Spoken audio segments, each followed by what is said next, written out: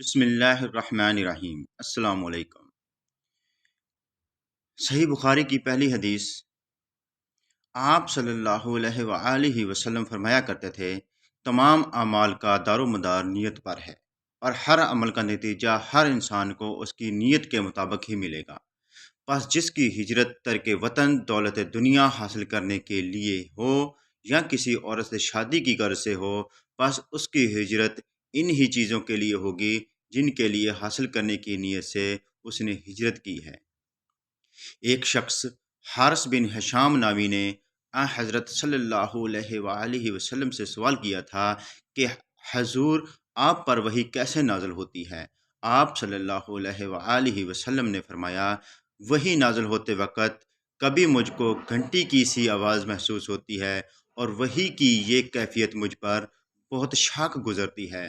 جب یہ کیفیت ختم ہوتی ہے تو میرے دل و دماغ پر اس فرشتے کے ذریعے نازل شدہ وحی محفوظ ہو جاتی ہے، اور وہ کسی وقت ایسا ہوتا ہے کہ فرشتہ بشکل انسان میرے پاس آتا ہے اور مجھ سے کلام کرتا ہے، پس میں اس کا کہا ہوا یاد رکھ لیتا ہوں۔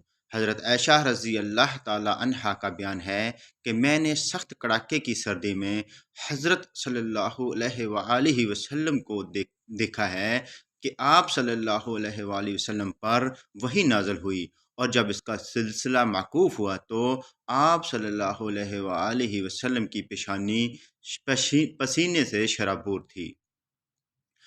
حضرت صلی اللہ علیہ وآلہ وسلم پر وحی کا ابتدائی دور اچھے سچے پاکیزہ خوابوں سے شروع ہوا۔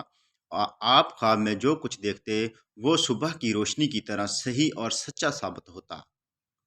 پھر من جانب قدرت آپ تنہائی پسند ہو گئے، اور آپ صلی اللہ علیہ وسلم نے غار ہیرا میں خلوت نشینی اختیار فرمائی، اور کئی دن اور رات وہاں مسلسل عبادت اور یاد الہی اور ذکر و فکر میں مشغول رہتے تھے۔ جب تک گھر آنے کو دل نہ چاہتا توشہ ہمراہ لیے وہاں رہتے۔ توشہ ختم ہونے پر ہی اہلیہ محترمہ حضرت خدیجہ رضی اللہ تعالی عنہا کے پاس تشریف لاتے، اور کچھ توشہ ہمراہ لے کر پھر وہاں جا کر خلوت گزیں ہو جاتے۔ یہی طریقہ جاری رہا یہاں تک کہ آپ پر حق منکشف ہو گیا اور آپ غار ہیرا میں ہی قیام پذیر تھے۔ چنانچہ حضرت جبرائیل علیہ السلام آپ صلی اللہ علیہ وآلہ وسلم کے پاس حاضر ہوئے اور کہنے لگے کہ اے محمد، پڑھو۔ آپ فرماتے ہیں کہ میں نے کہا میں پڑھا نہیں۔ آپ صلی اللہ علیہ وسلم فرماتے ہیں کہ فرشتے نے مجھے پکڑ کر اتنے زور سے بھینچا کہ میری طاقت جواب دے گئی، پھر مجھے چھوڑ کر کہا کہ پڑھو۔ میں نے پھر وہی جواب دیا کہ میں پڑھا ہوا نہیں ہوں۔ اس فرشتے نے مجھ کو نہایت ہی زور سے کھینچا کہ مجھ کو سخت تکلیف محسوس ہوئی، پھر اس نے کہا کہ پڑھ۔ میں نے کہا کہ میں پڑھا ہوا نہیں ہوں۔ فرشتے نے تیسری بار مجھ کو پکڑا اور تیسری مرتبہ پھر مجھ کو بھینچا، پھر مجھے چھوڑ دیا اور کہنے لگا کہ پڑھو اپنے رب کے نام کی مدد سے جس نے پیدا کیا انسان کو خون کی پھٹکی سے۔ پڑھو اس پڑھو اور آپ کا رب بہت ہی مہربانیاں کرنے والا ہے۔ بس یہی آیتیں آپ جبرائیل علیہ السلام سے سن کر اس حال میں غار ہیرا سے واپس ہوئے کہ آپ کا دل اس انوکھے واقعہ سے کانپ رہا تھا۔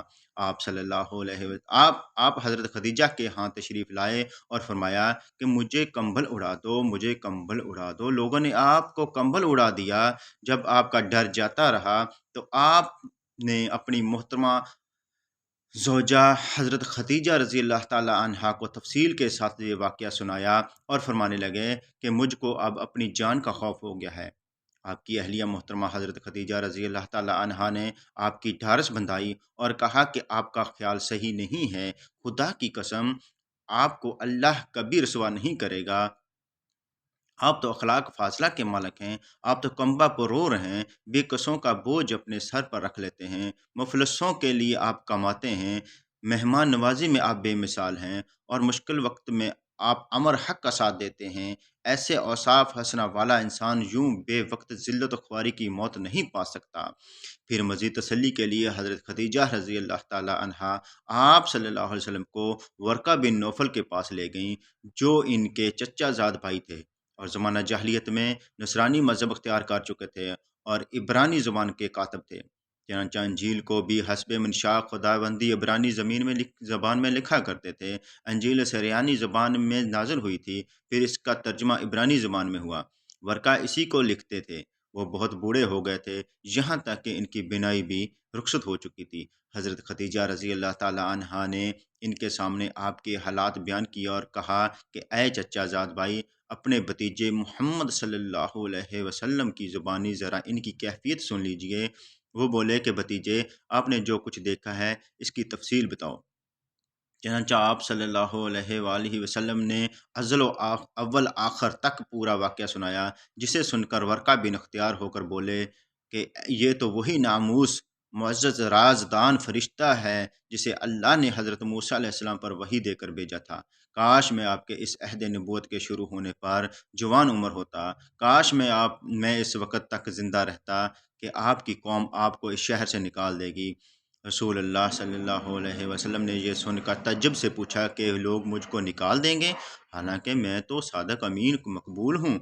वर्का बोला, हाँ, ये सब कुछ सच है, मगर जो शख्स भी आपकी तरह अमर हक लेकर आया, लोग उसके दुश्मन ही हो गए हैं। अगर मुझे आपकी नबूवत का वो ज़माना मिल जाए तो मैं आपकी पूरी मदद करूँगा। मगर वर्का कुछ दिनों के बाद इंतकाल कर गए। फिर कुछ अरसा तक वही की आमद मौक़ूफ़ रही।